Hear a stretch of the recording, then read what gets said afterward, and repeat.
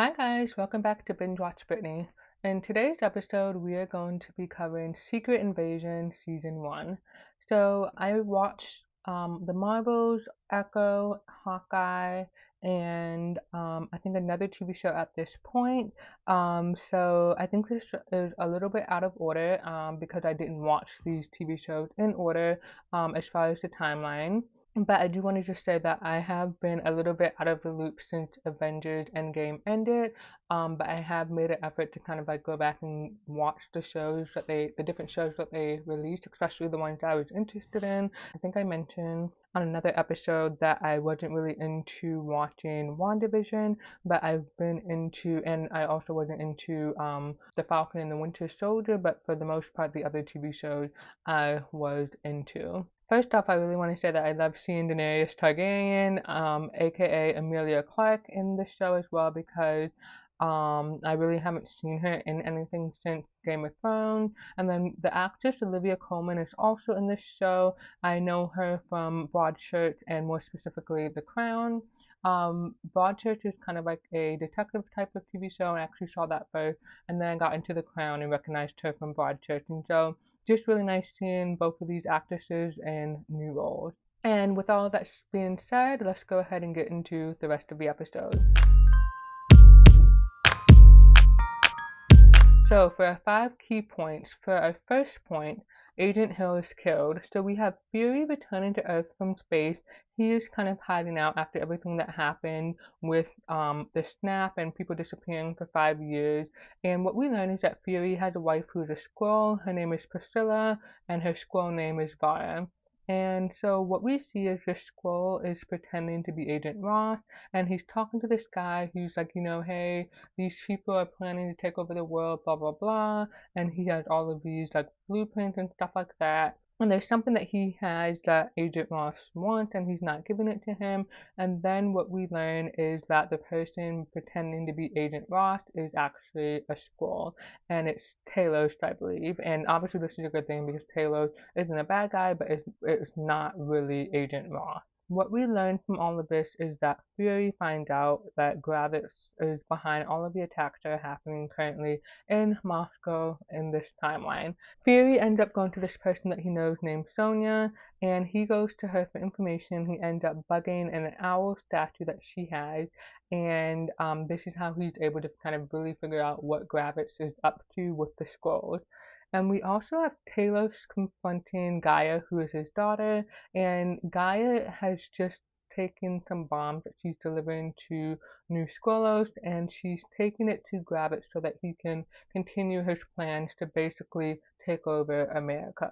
And so it's in this conversation that Gaia finds out that her mother is dead, and she decides to start working with Talos and Fury to basically double cross Gravis because she realizes that he is responsible for killing her mother and then basically everything that is going on with the scrolls. And this plan actually ends up backfiring because they have a plan to basically track the handoff of the bombs in some park, and this leads to basically Gravis being able to completely manipulate the situation, and he is able to shift shape into Fury, and he kills Agent Hill. And so this is problematic because it makes it look like Fury was the one who killed Agent Hill. They're able to bring Agent Hill back home, but they can't really give her mom details on why she died, and so I don't think Fury ever states that some guy shifted into me and was the one who killed her, but it wasn't me. And so obviously all of this is complicated for them to explain to civilians. For our second point, Fury is fired by Rhodey. So as a result of what happened with the bombs and with Agent Hill being killed, Rhodey has to come over as the American representative and meet with all of these other representatives in Moscow to answer for the crimes that Americans committed on Russian soil. And so I thought it was really funny because all of the other representatives were lecturing Rhodey because the president wasn't there. He was basically like, the president has other things to do, you guys get me, and if you're offended, like that's your problem. The president is not gonna come when you summon him. You guys listen to our president. So like he was basically saying like, we as America, we're in charge, you guys follow us, not the other way around. And so I thought that was really cool to see that. moment. Then we have Rhodey meeting up with Fury after this meeting, and he ends up firing him. Fury is trying to warn him and tell him that his bodyguards are Skrulls. Rhodey knows about the Skrulls, but he also doesn't want to deal with Fury or help him, and so he is basically just firing him, trying to get rid of him. Fury refuses to be fired and is going to continue doing what he's doing, and so at this point, Fury and Talos have fallen out, mainly because Talos feels like Fury doesn't treat him like a partner or acknowledge that he's helped make his career in the Shield, which is everything with Marvel. And so basically, Talos and the Skrulls, they were informants or whatever, spies, if you will, for Fury, and they were able to help him with a lot of things that have happened since like the 80s and the 90s when he first came into the role that he was in, and that's kind of more played out in the first Captain Marvel movie. Our third point, Gravitz shoots Gaia. So we have Bogan is captured and he's tortured, and we see the scene where Sonya intervenes and she's able to torture him and basically get information about Gravitz. And so Gaia and Gravitz and the other people are able to come and rescue him. And so Gravitz is suspicious of Bogan, and he's like, what did you tell them? And he's like, I didn't say anything, but obviously we know that he was forced to like rat Gravitz and the Skrulls out to Sonya. As they are arriving back to New Skrullos, he makes a guy named Paglin, if I'm saying his name correctly, he makes him kill him in the woods just before they get into the compound. And so obviously this is really problematic because as they were leaving from getting Brogan, they ran into cops, and so Gravitz is starting to get suspicious, and so Gaia is obviously saying, Brogan is the only one who knew this stuff. He was the one who ratted everyone out, whatever. And so that is why Brogan was killed.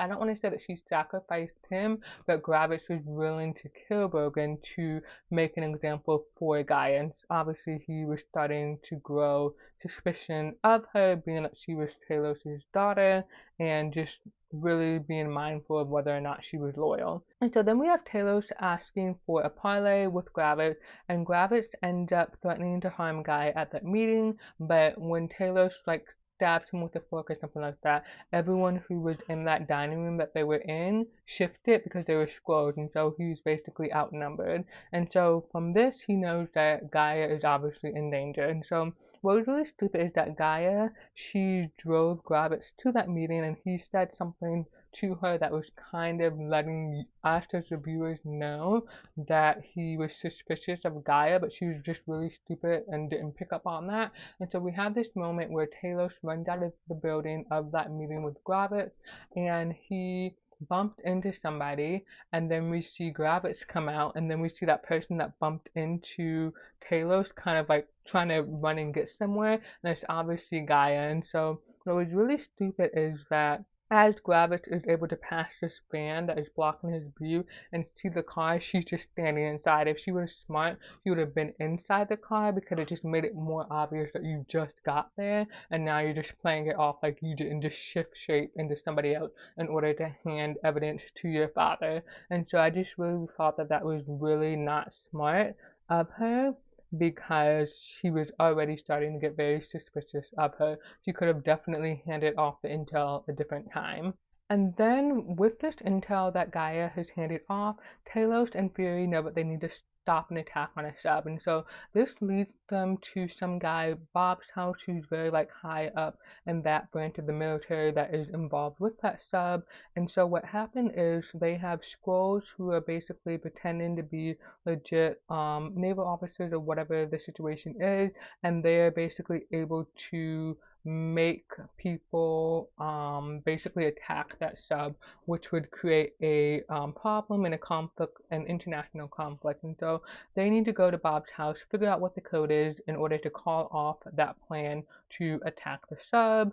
And Gaia needs to help them at some point because they're torturing Bob. He's actually a Skrull, which they may have already known, and they're just not able to get all of that information out of him. And so Gaia has to come in, figure out the code. She in the computer room at New Scholar. She gets caught, and what she doesn't realize is that Gravitz is 2 steps ahead of her, and so she's able to get the code. She's able to have a conversation with him and then kind of flee on her motorcycle, but he's ahead of her, as I just said, and he meets her basically on the path out of the compound, and he shoots her and leaves her there. What we find out is that just prior to this happening, Gaia didn't want to join her father and Talos because she thought that they would lose. And so that leads me into my fourth point.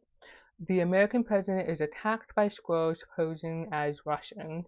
So Gravitz and his crew are trying to kill the American president because this is again going to push the war between the Americans and the Russians. And so Fury and Talos are able to intervene. This is all happening on some stretch of the highway after the American president has landed in Russia.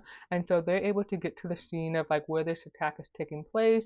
We see that Fury is able to get to the president. The president has his car has been struck, it's upside down. He's able to get the president out, but then when he's trying to get the president into his car, Talos is like being captured or whatever, and so he has to try to rescue Talos, but then he's attacked, and this person who attacks him is Gravitz. He secures the president, but Talos is fatally wounded. Fury is able to get the American president to the hospital. He's able to block Rhodey out, but with the president being kind of like unconscious and then kind of under Rhodey's influence, Fury is only able to do so much. And so what Rhodey does in order to get Fury to kind of back down and kind of undermine his position with the American president, he releases the footage of him killing Agent Hill, which obviously we know that that's Gravitz, and so Fury was worried about this coming out, and we did see this moment earlier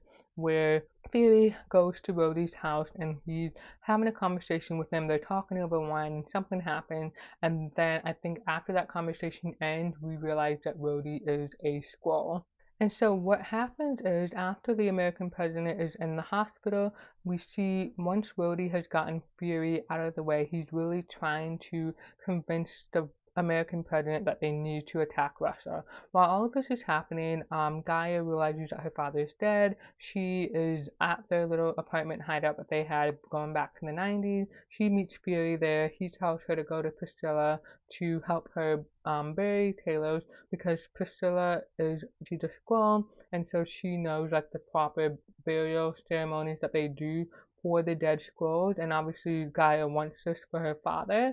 And so what comes out of this conversation, and we saw this play out throughout the season, was that there was really a question of whether or not Fury really loved Priscilla because of who she was, like how she presented as a black female, but obviously she was a Skrull, so she looked very different. And so there was this distinction between Priscilla and Bara, and they're just really wondering if he loved both women or if he just loved Bara as Priscilla. And so Gaia challenges her on this, and so this is problematic because she doesn't really understand the love that they have for each other, because throughout this season, Priscilla was ordered by Gravitz to kill Fury, and she refused to do that. And so obviously this made her an enemy of New Scrollos, and they came after her. And so her and Gaia were able to fight them off after they buried Talos, and they just really had to figure out how to escape that situation, because the reason why he was going after Priscilla is because she didn't kill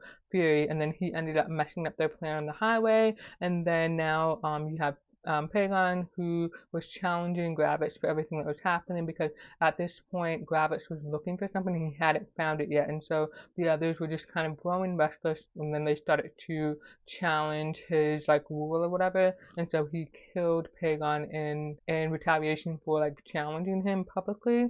And so this leads to some of the others attacking Gravitz, but they were all basically defeated, and it was not pointless, but they just didn't have all of the support that they needed in order to take him down. So going into my fifth point, Gravitz and Gaia get superpowers. So as I mentioned, Gravitz had killed Gaia, but what actually happened was that when he shot her, she had already ingested some of that super DNA that he was basically trying to obtain the whole season and kind of like crafting like a serum of or whatever. And so she was able to ingest it, and it's basically something called or similar to the Harvest, and so she got all of these superpowers and she's not actually dead. So what we know is that Gravis is after something called the Harvest, and this is basically the best of the superhero DNA, and he really just wants to make a super Skrull. And so when Gravis and Fury meet up at that New Skrullos compound, we understand that Gravis viewed Fury as a mentor, and he was really betrayed by the fact that Fury, I guess, didn't do enough to help the Skrulls to one, have their own planet, but then that they were basically forced into hiding and not able to be their true selves on Earth, on America. And so at that point, Gravis only had the DNA of the non-Avengers. Some of these people I'm not aware of, and so that is the DNA that him and Gaia have ingested. And so what we have happening at this point is Fury has to trade the Harvest in order to stop them from bombing New Skrullos. And so what happened was Gravis at this point realizes that he's kind of like not necessarily defeated, but he has this backup plan, and it's basically that if you don't give me what I want, I'm gonna kill all of these people at New Skrullos. And the reason why this is important is because all of these different world leaders and important people were being kept at New Skrullos, and they were basically unconscious, and they were being used as kind of like covers for Skrulls to impersonate. So if they bomb New Skrullos, all of those people will die, and they're very important, so we don't want them to die. And so Fury is having to make this trade of giving Gravis to Harvest so that he can make this super soldier Skrull and protect and save those people who are being kept captive at New Skrullos. And so we see this moment where Gravis and Fury are talking about all of this, and he is really blaming Fury for making him this way, and he's saying that, I'm wearing the mask of the first person that you made me kill. You don't even remember this person. This is a man with a wife and children. He's just really angry at Fury for not honoring his promises and finding them a new home.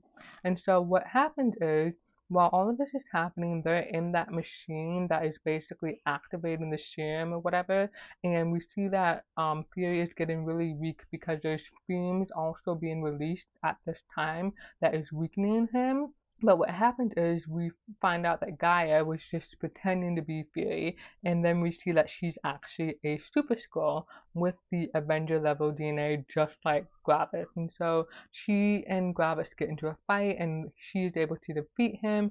And he, as he's dying, basically, as she's about to implement her kill shot, he tells her that she's just like her father, Talos. And then she kills him.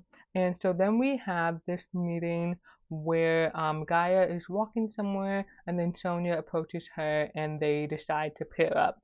We also have this moment where Fury and his wife Priscilla are going back up to the space station, and he's like, I was never really there for you when you needed me. I always put my work first. And Priscilla Vara, she was able to kind of like live her life without him, but it was just really also confusion of her knowing who she was when she was with him. And so he is, after all of this is said and done, he's like, I'm going back up to the space station. You're welcome to come with me. And it's kind of on her to either meet him or not meet him. And so she ends up meeting with him, and she basically tells him like, hey, you need to love me as I am, as Vara. And she shapeshifts back into her Skrull appearance, and they end up kissing, and they end up on the space shuttle going up to where they are supposed to be. And that is how the season ends.